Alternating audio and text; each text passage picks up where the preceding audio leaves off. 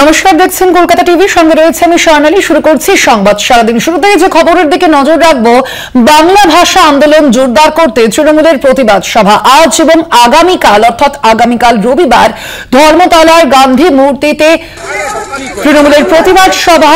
প্রতি শনি ও রবিবার এই কর্মসূচি চলবে সেপ্টেম্বর মাস পর্যন্ত। আমরা এর আগেই দেখেছিলাম মুখ্যমন্ত্রী মমতা বন্দ্যোপাধ্যায় এই ভাষা আন্দোলনের ডাক দিয়েছিল, আর ঠিক সেই মতোই আজ এবং আগামীকাল অর্থাৎ প্রত্যেক শনি এবং রবিবার ধর্মতলার গান্ধী মূর্তির পাদদেশে এইভাবে তৃণমূলের প্রতিবাদ সভা হবে। প্রতি শনি ও রবিবার এই কর্মসূচি চলবে আগামী সেপ্টেম্বর মাস পর্যন্ত। আপনাদের সামনে তুলে ধরছি সেই ছবি। মুখ্যমন্ত্রী যে ভাষা আন্দোলনের ডাক দিয়েছিলেন, আমরা দেখেছি ইতিমধ্যেই ভিন রাজ্যে হেনস্থার শিকার হচ্ছেন যে পরিযায়ী শ্রমিকরা, বাঙালিরা, সেই অভিযোগেই কিন্তু সরব হয়েছে তৃণমূলের শীর্ষ নেতৃত্ব, এবং সেই কারণেই মূলত এই ভাষা আন্দোলনের ডাক দিয়েছিলেন মুখ্যমন্ত্রী। আর ঠিক এই বিষয়ে আমরা আরো বিস্তারিত জানবো। এই মুহূর্তে আমাদের সঙ্গে ফোন লাইনে রয়েছেন বিশেষ প্রতিনিধি দেবজ্যোতি ঘোষ। দেবজ্যোতিতা, আজকে এই যে ভাষা আন্দোলন আমরা দেখতে পাচ্ছি, গান্ধী মূর্তির পাদদেশে দাঁড়িয়ে সেই প্রতিবাদ করা হচ্ছিল তৃণমূলের শীর্ষ নেতৃত্বের পক্ষ থেকে, কি বলছেন তারা, কি দাবি করছেন তারা? কংগ্রেসের পক্ষ থেকে বাংলা ভাষার সম্মান, বাংলার সম্মান এবং বাংলা ভাষীদের উপর বিজেপির আক্রমণের প্রতিবাদে এবং বাংলার বিদ্বেষের ষড়যন্ত্রের বিরুদ্ধে আজকে তারা গান্ধী মূর্তির পাদদেশে বসেছেন এবং সেখানে তারা অবস্থান করছেন। আগামী কাল পর্যন্ত তাদের এই অবস্থান চলবে। প্রতি সপ্তাহে শনিবার এবং রবিবার এই অবস্থান কর্মসূচি হবে তৃণমূল কংগ্রেসের শাখা সংগঠনের পক্ষ থেকে।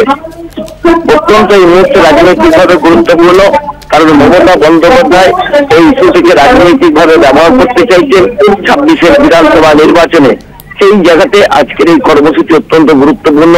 তৃণমূল কংগ্রেসের পক্ষ থেকে চন্দ্রিমা ভট্টাচার্য যেমন উপস্থিত হয়েছেন, উদ্বোধক হিসেবে উপস্থিত ছিলেন সুব্রত বক্সী। এছাড়া অত্যন্ত গুরুত্ব দেওয়া হচ্ছে, কারণ মমতা বন্দ্যোপাধ্যায় এর আগে প্রায় দুটি কর্মসূচি করেছেন, দুটি বিক্ষোভ কর্মসূচি এবং প্রতিবাদ কর্মসূচি করেছেন, এবং আগামী কালো তৃণমূল কংগ্রেসের কর্মসূচি হবে। মমতা বন্দ্যোপাধ্যায় আগামী 6 তারিখ তিনি ঝাড়গ্রামে প্রতিবাদ কর্মসূচি করবেন। এই দিক থেকে অত্যন্ত গুরুত্বপূর্ণ এই বিষয়টিকে তৃণমূল কংগ্রেস রাজনৈতিকভাবে ব্যবহার করতে চাইছে, এবং সেই মতোই কিন্তু তাদের কর্মসূচি ইতিমধ্যে সিদ্ধান্ত নেওয়া হয়েছে। এবং চন্দ্রিমা ভট্টাচার্য, সচিব ভাজা, মালা রায় থেকে শুরু করে তৃণমূল কংগ্রেসের মহিলা নেতৃত্ব রীতা ঘোষ, তারা সকলেই উপস্থিত আছেন। একেবারে ধন্যবাদ তোমায়। আমরা কথা বলছিলাম, আমাদের সঙ্গে ফোন লাইনে ছিলেন বিশেষ প্রতিনিধি দেবজ্যোতি ঘোষ। বাংলা ভাষা আন্দোলন জোরদার করতেই তৃণমূল কংগ্রেস নেতৃত্বের পক্ষ থেকে আজকের এই যে ছবি আপনাদের সামনে তুলে ধরছে, ইতিমধ্যেই গান্ধী মূর্তির পাদদেশে তারা প্রতিবাদ দেখাচ্ছেন। আর ঠিক এই প্রসঙ্গে রাজ্যের দুই মন্ত্রী চন্দ্র ভট্টাচার্য এবং শশী পাঁজার কি বক্তব্য শুনব। প্রতিবাদও করছেন আর বাঙালিদের উপর অত্যাচারও কিন্তু বেড়েই চলেছে, কি বলবেন? এটা হচ্ছে যে ভারতীয় জনতা পার্টির ন্যাক্কারজনক। এটাকে তারা যদি রাজনীতি বলে তাহলে আমরা বলতে হবে এই সংকীর্ণতা, এই রাজনীতি কিন্তু রাজনীতি বলে না। তারা বাংলাকে আক্রমণ করলো আর্থিকভাবে। কোনটা যে বহু বাংলায় থাকা অন্য ভাষী, অন্য ভাষায় হয়তো তাদের মাতৃভাষা, তারাও কিন্তু এই প্রতিবাদে সামিল হয়।